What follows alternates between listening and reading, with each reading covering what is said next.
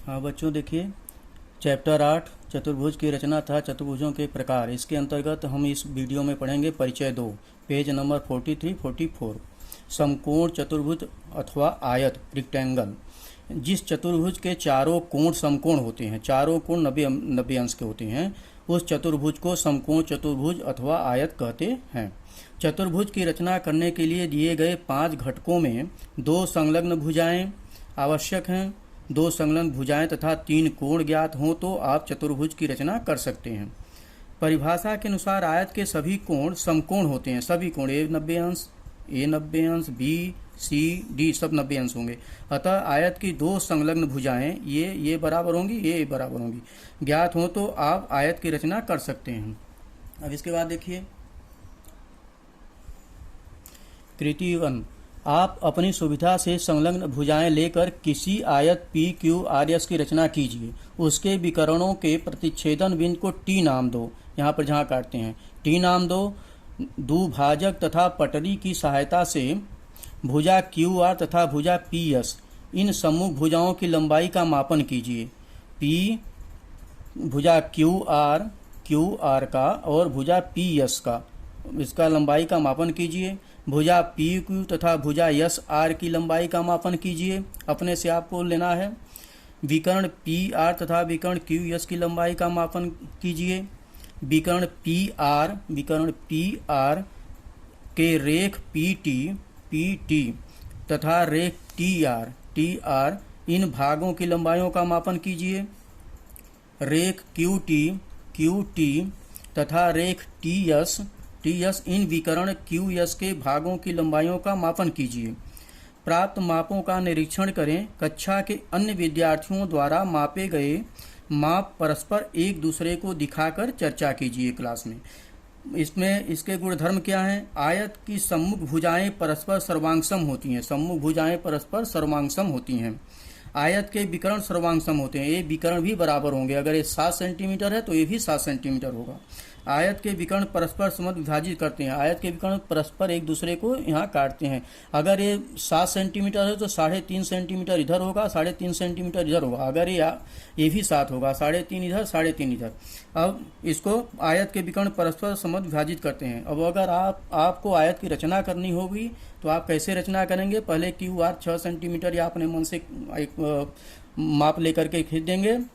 इसके बाद इसको इस तरह से आप इस पर बनाएंगे। पहले थोड़ा दूरी लेकर के आपको इसको इस तरह से काट करके यहाँ पर एक चाप, और वहीं दूरी लेकर के यहाँ रखेंगे तो यहाँ पर लगाएंगे चाप, तो ये 60 अंश का होता है। इसके बाद यहाँ से लगाएंगे तो ये 120 अंश हो जाएगा, और वहीं दूरी लेकर के यहाँ पर रख करके आप काटेंगे। एक त्रिज्या लेकर के वहीं त्रिज्या यहाँ लेकर के काटेंगे तो ये 90 अंश का कोण बन जाएगा। तो आप उससे भी बना सकते हैं और चाँदे से भी 90 अंश का कोण इस तरह से बना सकते हैं। आयत बनाते समय इस तरह से यहाँ पर देखिए 90 अंश का कोण हो गया। तो इस तरह से अब आगे देखिए। अभी हाँ बच्चों, देखिए परिचय 2 के अंतर्गत ही अभी हम लोग अध्ययन कर रहे थे। इसके बाद देखिए आयत हो गया। इसके बाद स्क्वायर, वर्ग के बारे में देखिए। जिस चतुर्भुज की सभी भुजाएं सर्वांगसम होती हैं तथा सभी कोण समकोण होते हैं, उस चतुर्भुज को वर्ग कहते हैं। अपनी सुविधा से भुजा की लंबाई लेकर वर्ग ABCD की रचना कीजिए। ये कृति 2 है। उसके विकर्णों के प्रतिच्छेदन बिंदु को E नाम दीजिए। भूमितीय पेटी के साधनों का उपयोग कर पहला विकर्ण AC तथा विकर्ण BD की लंबाइयों का मापन कीजिए। बिंदु E द्वारा निर्मित दोनों विकर्णों के दोनों भागों की लंबाइयों का मापन कीजिए। बिंदु E पर निर्मित सभी कोणों का मापन कीजिए। इस पर निर्मित सब कोण का होती है 90 अंश का होगा, मापन कीजिए। वर्ग के प्रत्येक कोण के विकर्ण द्वारा निर्मित भागों का मापन कीजिए। उदाहरण जैसे कोण ADB इसका और कोण CDB। अपने तथा अपनी कक्षा के मित्रों को प्राप्त निरीक्षण की चर्चा कीजिए। आपको वर्ग के निम्नलिखित गुणधर्म प्राप्त होंगे। वर्ग के गुणधर्म क्या हैं? विकर्णों की लंबाइयां समान हैं। ये जितनी लंबाई होगी उतना ये भी होगा आयत की तरह। फिर अर्थात वे सर्वांगसम हैं, एक समान हैं।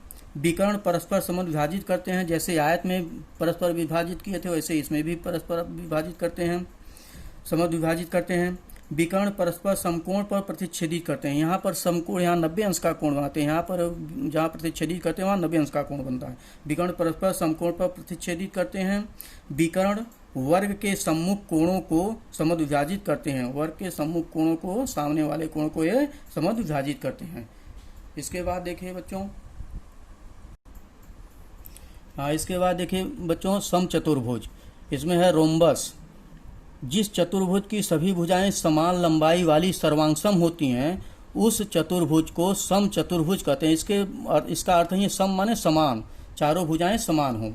एक कृति तीसरी है, अपनी सुविधा से भुजा की लंबाई लेकर तथा एक कोण का अपनी सुविधा से माप लेकर समचतुर्भुज EFGH खींचो। उसके विकर्ण खींचकर उसके प्रतिच्छेदन बिंदु को यम नाम दीजिए।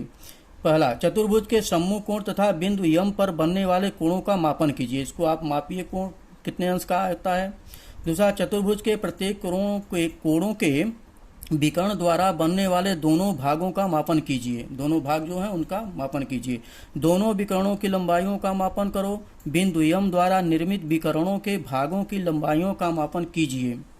सभी मापनों द्वारा समचतुर्भुज के निम्नलिखित गुणधर्म अपने ध्यान में आएंगे। कौन सा इसके गुणधर्म क्या है? सम्मुख कोण सर्वांगसम होते हैं। सम्मुख कोण, अगर ये 50 अंश है तो ये भी 50 अंश। समचतुर्भुज के विकर्ण सम्मुख कोणों को समद्विभाजित करते हैं। जो सम्मुख कोण है उसको समद्विभाजित करते हैं। विकर्ण परस्पर समद्विभाजित करते हैं, साथ ही परस्पर समकोण भी बनाते हैं। कक्षा के अन्य विद्यार्थियों को भी उपरोक्त गुणधर्म ध्यान में आए होंगे, ऐसा दिखाई देगा। बच्चों, इस तरह से आप लोगों को ये परिचय 2 के अंतर्गत ये कृति 3 समचतुर्भुज तक का आज इस वीडियो में हमने आपको जानकारी दी है। अगले में हम हल किए गए उदाहरण के बारे में पढ़ेंगे। तब तक के लिए बच्चों इतना ही। थैंक यू बच्चों।